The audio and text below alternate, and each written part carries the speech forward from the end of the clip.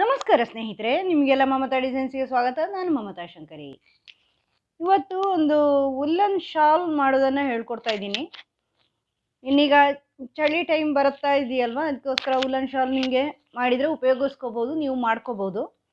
Shawl ಆದರೂ ಮಾಡ್ಕೋಬೋದು, ಅಥವಾ ಟೇಬಲ್ಗೆ ಕವರ್ ಆಗಿ ಟೇಬಲ್ ಕ್ಲಾತ್ ಶೋಗಾದರೂ ಮಾಡ್ಕೋಬೋದು.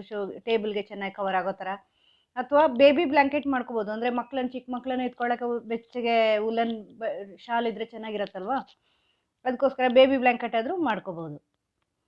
ನಾನು ರಿಬ್ಡ್ ಸ್ಟಿಚ್ಚಲ್ಲಿ ಇದನ್ನು ಮಾಡಿ ತೋರಿಸ್ತೀನಿ. ತುಂಬ ಚೆನ್ನಾಗಿ ಕಾಣಿಸುತ್ತೆ, ಇದು ನೋಡೋದಕ್ಕೂ ಚೆನ್ನಾಗಿ ಕಾಣಿಸುತ್ತೆ, ಬೆಚ್ಚಗೂ ಇರುತ್ತೆ, ಚೆನ್ನಾಗಿರತ್ತೆ. ಇದು ನೋಡಿ, ಇದು 8 ಪ್ಲೈ ವುಲ್ಲನ್ ಥ್ರೆಡ್ ತೊಗೊಂಡಿದ್ದೀನಿ ನಾನು. ನೀವು ಬೇಕಾದ್ರೆ 4 ಪ್ಲೈ ನಾರ್ಮಲಿನ ತೊಗೋಬೋದು. ಇದು ದಪ್ಪ ದಾರ ತೊಗೊಂಡಿದ್ದೀನಿ ನಾನು, 8 ಪ್ಲೈ. ಅದಕ್ಕೆ ದಪ್ಪ ಕ್ರೋಶೆ ಹುಕ್ಕನ್ನು ತೊಗೊಂಡಿದ್ದೀನಿ, 5 mm ಇಂದು. ಇದು ಯಾವಾಗಲೂ 3 mm ತಗೊಳ್ಳೋದಲ್ವ, ಇದು 5 mm ತಗೊಂಡಿದ್ದೀನಿ. ಇದು 5 mm ನೋಡಿ, ಇಲ್ಲಿ ಬರ್ಕೊಂಡಿದೆ, ಗೊತ್ತಾಗ್ತಾ ಇಲ್ವೋ ಗೊತ್ತಿಲ್ಲ ನನಗೆ ಕ್ಯಾಮರಾದಲ್ಲಿ. ಈಗ ಇದಕ್ಕೆ ಫಸ್ಟು ಈ ಶಾಲ್ ಮಾಡೋಕ್ಕೆ ಇದು ಲೂಪ್ ಹಾಕ್ಕೋಬೇಕು. ಫಸ್ಟು ಸ್ಲಿಪ್ ನಾಟ್ ಅಂತ ಹೇಳ್ತಾರೆ, ಲೂಪ್ ಅಂತಾರೆ. ಫಸ್ಟ್ ಈ ಥರ ಬೇರೆ ಬೇರೆ ರೀತಿ ಲೂಪ್ ಮಾಡ್ತಾರೆ ಲೂಪ್. ಒಟ್ಟು ಲೂಪ್ ಆಗಬೇಕು. ಈ ಥರ ಹಿಂಗೆ ಮಾಡಿಸ್ಕೊಂಡು ನಮ್ಮ ಸೈಡಿಗೆ ಮಾಡಿಸಿ ಮಧ್ಯಕ್ಕೆ ತಗೊಂಡ್ರೆ ಇದು ಒಂದು ರೀತಿ ಲೂಪ್ ಆಗತ್ತೆ.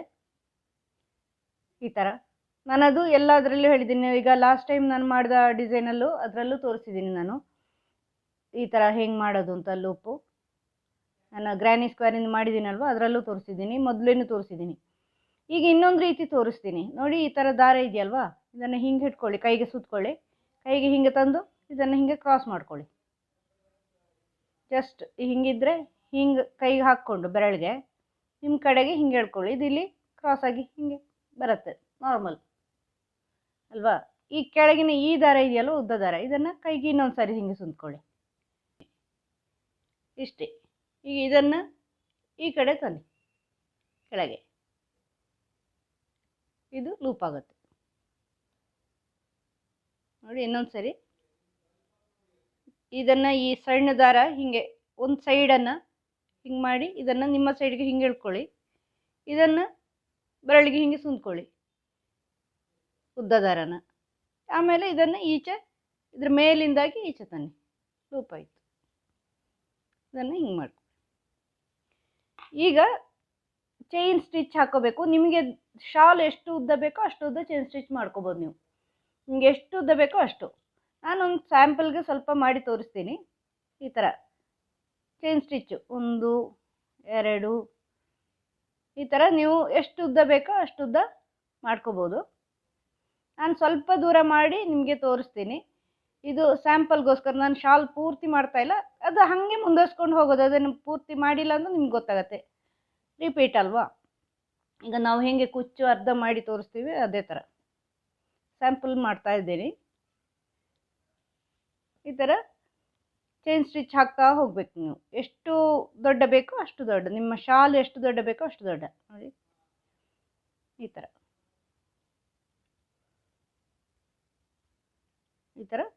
ಮಾಡ್ತಾ ಹೋಗಬೇಕು.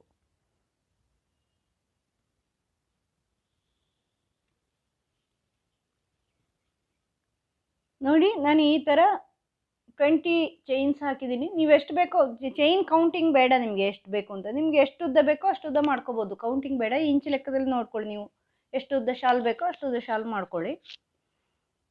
ಈ ಥರ ಚೈನ್ ಆದಮೇಲೆ ಈಗ ಈ ಫಸ್ಟ್ ಚೈನ್ ಬಿಟ್ಟು ಸೆಕೆಂಡ್ ಚೈನಿಗೆ ಹಾಕೋಬೇಕು. ಈ ಲೂಪ್ ಹುಕ್ಕಲ್ಲಿರೋದು ಲೆಕ್ಕಕ್ಕಿಲ್ಲ, ಇದು ಇಲ್ಲಿದೆಯಲ್ವ, ಈ ಚೈನ್ ಬಿಟ್ಟು ನೆಕ್ಸ್ಟ್ ಚೈನಲ್ಲಿ ಸಿಂಗಲ್ ಕ್ರೋಶೆ ಮಾಡ್ಕೋಬೇಕು. ಈ ಥರ ದಾರ ತಂದು ಸಿಂಗಲ್ ಕ್ರೋಶೆ, ಆಮೇಲೆ ನೆಕ್ಸ್ಟ್ ಚೈನಲ್ಲಿ ಇಲ್ಲಿ ಹಿಂಗೆ ಹುಕ್ ತಗೊಂಡೋಗಿ ದಾರ ತಂದು ಸಿಂಗಲ್ ಕ್ರೋಶೆ.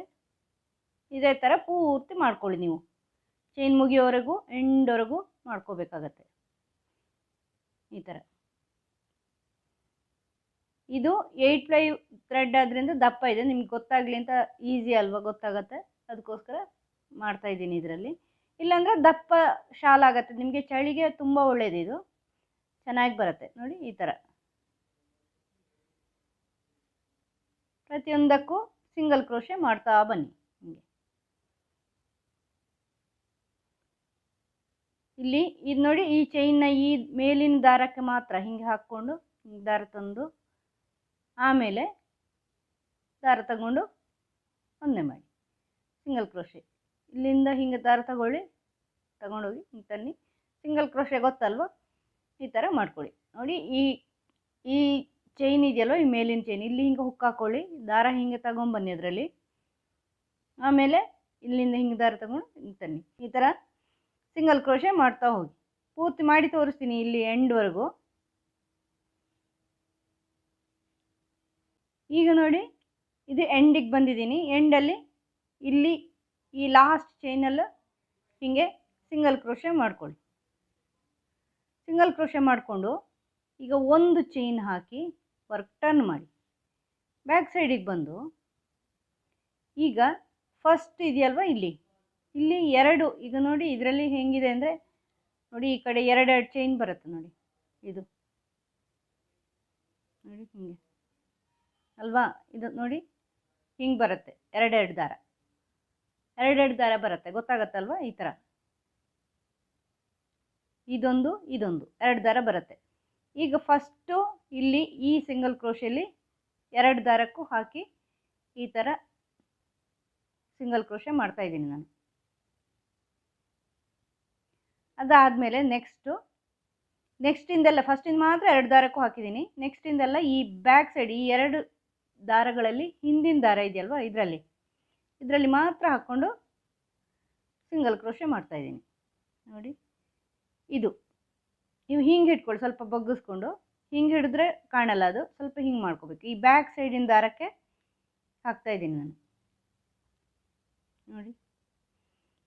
ಇಲ್ಲಿಗೆ ಹುಕ್ ಹಾಕ್ಕೊಂಡು ಹಿಂಗೆ ದಾರ ತಂದು ಆಮೇಲೆ ಸೇರಿಸ್ತಾ ಇದ್ದೀನಿ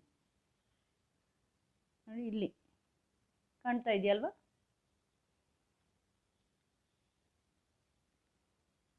ಸೇರಿಸ್ತಾ ಇದ್ದೀನಿ. ಇದು ಬ್ಯಾಕ್ ಸೈಡಿಗೆ ನಿಮಗೆ ಹಿಂಗೆ ಮಾಡಿದರೆ ಕಾಣಲ್ಲ. ಈಗ ನೋಡಿ, ಪ್ರತಿಯೊಂದರಲ್ಲೂ ಎರಡೆರಡು ದಾರ ಇದೆ ನೋಡಿ. ಇದರಲ್ಲಿ ಬ್ಯಾಕ್ ಸೈಡಿಗೆ ಫಸ್ಟಲ್ಲಿ ಮಾತ್ರ ಎರಡಕ್ಕೂ ಸೇರಿಸಿ ಹಾಕಿದ್ದೀನಿ, ಅದು ಲೆವೆಲ್ ಬರೋಕ್ಕೆ. ನೆಕ್ಸ್ಟ್ ಎಲ್ಲ ಇದೇ ಥರ ನೋಡಿ, ಇಲ್ಲಿ ಈ ಥರ ಮಾಡ್ಕೊಂಡು ಹೋಗ್ಬೇಕು ನೀವು ಪೂರ್ತಿ ನೋಡಿ. ಈ ಎರಡರಲ್ಲಿ ಬ್ಯಾಕ್ ಸೈಡು ನೋಡಿ, ಇದಕ್ಕೆ ಮಾತ್ರ ಹಿಂಗೆ ಹುಕ್ ಹಾಕ್ಕೊಂಡು ದಾರ ತಗೊಂಬನ್ನಿ ಈ ಥರ.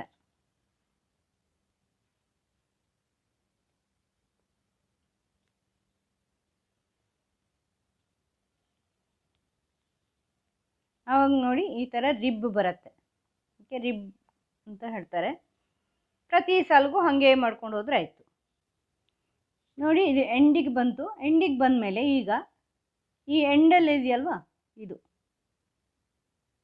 ಇದು ಎರಡಿದೆ ನೋಡಿ, ಇಲ್ಲಿ ದಾರ, ಇಲ್ಲಿ ಈ ಎರಡನ್ನು ಸೇರಿಸಿ ಮಾಡ್ಕೊಳ್ಳಿ. ಈಗ ನೀವು ಇದಕ್ಕೆ ಹಿಂದಕ್ಕೆ ಮಾತ್ರ ಮಾಡೋದು ಬೇಡ, ಎಂಡಿಂದಲ್ಲಿ ಎರಡಕ್ಕೂ ಸೇರಿಸಿ ಮಾಡ್ಕೋಬೇಕು ನೀವು ಈ ಥರ. ಆವಾಗ ಲೆವೆಲ್ ಚೆನ್ನಾಗಿ ಬರುತ್ತೆ. ಈಗ ಒಂದು ಚೈನ್ ಹಾಕ್ಕೊಂಡು ವರ್ಕ್ ಟರ್ನ್ ಮಾಡಿ, ಇಲ್ಲಿನೂ ನೀವು ಎರಡಕ್ಕೆ ಸೇರಿಸಿ ಫಸ್ಟಿಂದು ನೋಡಿ, ಇದು ಈ ಫಸ್ಟಿಂದು ಇದೆಯಲ್ವಾ, ಇಲ್ಲಿ ಎರಡಕ್ಕೂ ಸೇರಿಸಿ ಮಾಡ್ಕೊಳ್ಳಿ ಇಲ್ಲಿ ಹಿಂಗೆ. ಆಮೇಲೆ ಬರೀ ಬ್ಯಾಕ್ ಸೈಡ್ಗೆ ಇದು ಮಾತ್ರ ನೋಡಿ, ಇದು ಮಾತ್ರ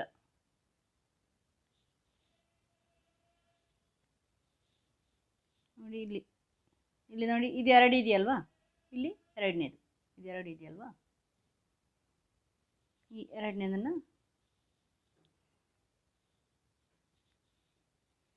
ಈ ಥರ ಮಾಡ್ಕೊಂಡು ಬನ್ನಿ ಪೂರ್ತಿ. ಮತ್ತು ಎಂಡಲ್ಲಿ ಇಲ್ಲಿ ನೋಡಿ, ಈ ಎಂಡಲ್ಲಿ ಎರಡನ್ನು ಸೇರಿಸಿ ಮಾಡ್ಕೊಳ್ಳಿ ಹಿಂಗೆ. ಮತ್ತು ಒಂದು ಚೈನ್ ಹಾಕಿ ಫ್ರಂಟ್ ಸೈಡಿಗೆ ಬಂದು ಈ ಕಡೆ ಬಂದು ಈ ಸೈಡಿಗೆ ಬಂದು ಇಲ್ಲಿನೂ ಆ ಎರಡರಲ್ಲಿ ಒಂದಕ್ಕೆ ಸೇರಿಸ್ಕೊಳ್ಳಿ. ಪೂರ್ತಿ ಅದೇ ರೀತಿ ಮಾಡ್ತಾ ಹೋಗಬೇಕು. ನಿಮ್ಗೆ ಒಳ್ಳೆ ಶಾಲು ಬರುತ್ತೆ, ಇದು ಚೆನ್ನಾಗಿ ಕಾಣಿಸುತ್ತೆ. ರಿಬ್ಡ್ ಶಾಲು ಸ್ವಲ್ಪ ದೊಡ್ಡದು ಮಾಡಿ ತೋರಿಸ್ತೀನಿ ನಾನು, ಸ್ವಲ್ಪ ಅಗಲ ಮಾಡಿ ತೋರಿಸ್ತೀನಿ.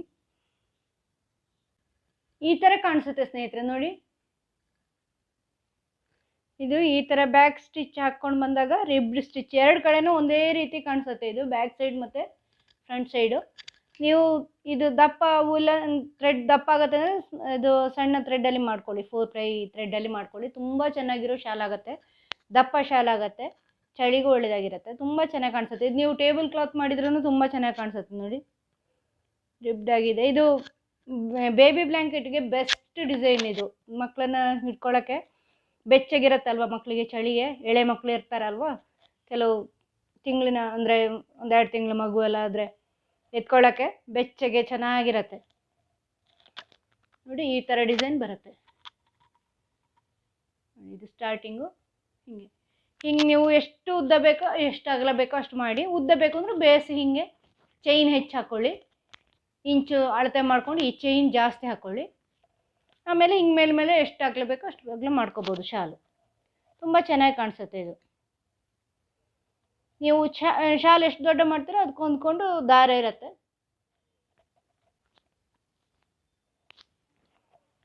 ನಿಮಗೆ ಈ ವಿಡಿಯೋ ಇಷ್ಟ ಆಗಿದೆ ಅಂತ ಅನ್ಕೋತೀನಿ. ಇಷ್ಟ ಆದರೆ ಲೈಕ್ ಮಾಡಿ, ಶೇರ್ ಮಾಡಿ, ಸಬ್ಸ್ಕ್ರೈಬ್ ಮಾಡಿ. ಇನ್ನು ಮುಂದೆನೂ ಇದೇ ಥರ ವೂಲನ್ ಇದು ಡಿಸೈನ್ಗಳದ್ದು ಬೇರೆ ಬೇರೆ ಡಿಸೈನ್ ಹಾಕ್ತೀನಿ, ಕ್ರೋಶೆದು ಅಪ್ಲೋಡ್ ಮಾಡ್ತೀನಿ. ನೀವು ಚಾನಲ್ ಸಬ್ಸ್ಕ್ರೈಬ್ ಮಾಡಿ, ಬೆಲ್ ಐಕಾನ್ ಪ್ರೆಸ್ ಮಾಡಿ. ಮುಂದಿನ ವಿಡಿಯೋದೊಂದಿಗೆ ಭೇಟಿಯಾಗೋಣ. Thank you.